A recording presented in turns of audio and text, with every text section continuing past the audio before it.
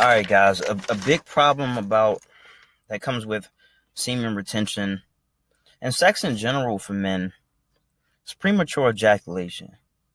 Now, it may especially be quite the test if you have been practicing semen retention because your dick is just going to be extremely sensitive to even look at a woman, you know. But it's going to be extremely sensitive, and especially if you don't use condoms. Like me, I don't use condoms, but because it's with the woman that I've been having sex with for years, and we have a child together, and yada yada yada. So it becomes even more of a challenge. Okay, so when I go look for advice because I did have to deal with not necessarily premature ejaculation, but I was getting to the edge extremely quick because, again, I'm practicing semen retention.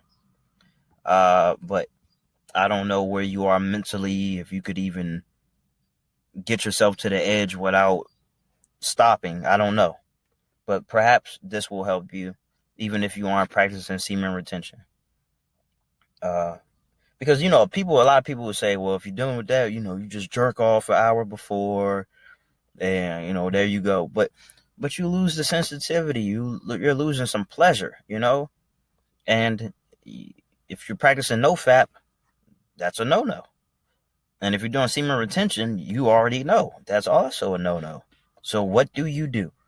What do you do if you're in a situation like mine? Because this is about as bad as it could get, I would say, is that you're practicing semen retention, which includes no-fap.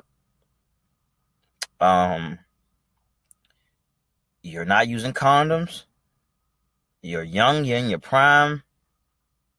Pussy gets wet, it feels great. What do you do? Because there's a lot of embarrassment that comes with that, for sure. So number one, if your head isn't in the game, just you may as well not even want to. You may as well just call it off. Now, hopefully, this is very more fitting if you're dealing with somebody that you're used to having sex with, and maybe you're in a monogamous relationship or not, whatever. Just don't do it. If you're anxious about your performance, just don't even do it. Obviously you can have some drinks to build your confidence up and all that. I wouldn't necessarily recommend that because that's a form of dependency, and dependency is not all that healthy.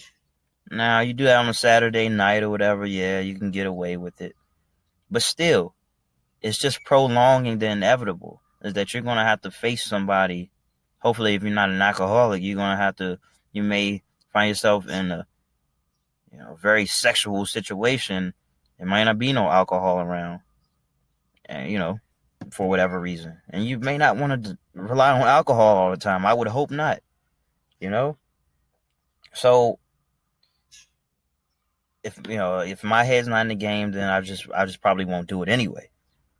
Obviously there are ways that you can get your head in the game, and that's just to, exercise, get yourself a cold shower going, boost your testosterone. And I know what you're thinking, a cold shower, it really shrinks your man.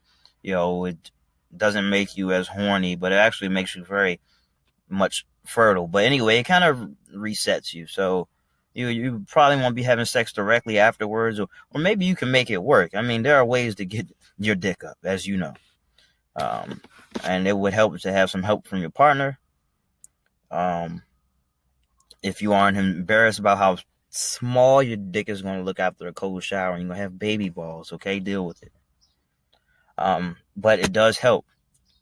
It also helps to, I found that if you are really hot in the pants and you just feel like, damn, if I just stick it in, I'm going to come, you just put a little cold water on it.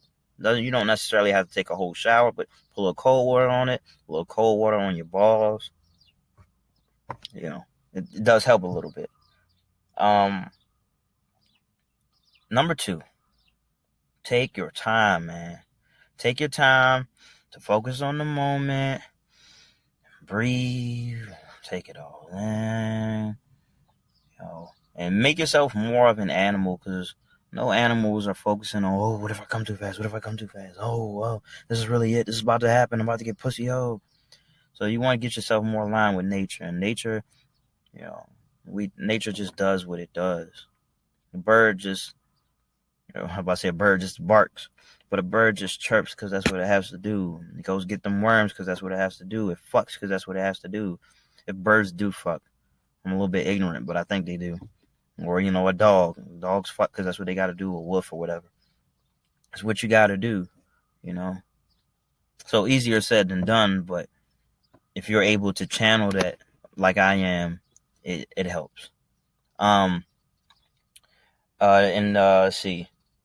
So yeah, just take your time, ease into everything, do the foreplay, get her nice and worked up. I would advise for you to, if you're dealing with that type of woman, or if you have those type of skills. I mean, I don't know. There hasn't been a woman that I haven't made come, but off of this technique that I'm about to say, or not even a technique, you give her head, okay? Give her head until she comes. That takes a little bit of pressure off of you. It's going to drive her crazy. Obviously, she's going to want some dick after that. So you still have to focus on getting yourself together, making sure your breathing isn't shallow, nice little deep breaths, and just build yourself up. Even if you got to get a little angry in your mind and get a little aggressive, just build yourself up. Get into your masculine frame, And so, number 3, you want to pull out a little bit early at the 50%, 75% mark, And what's that mark that I'm talking about? I'm talking about in relation to when you would normally ejaculate. Okay? So with semen retention, I'm never going all the way. Okay?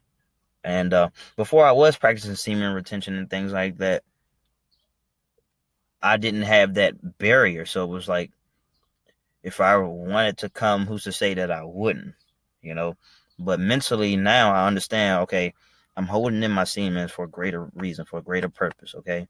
And I'm not making babies right now.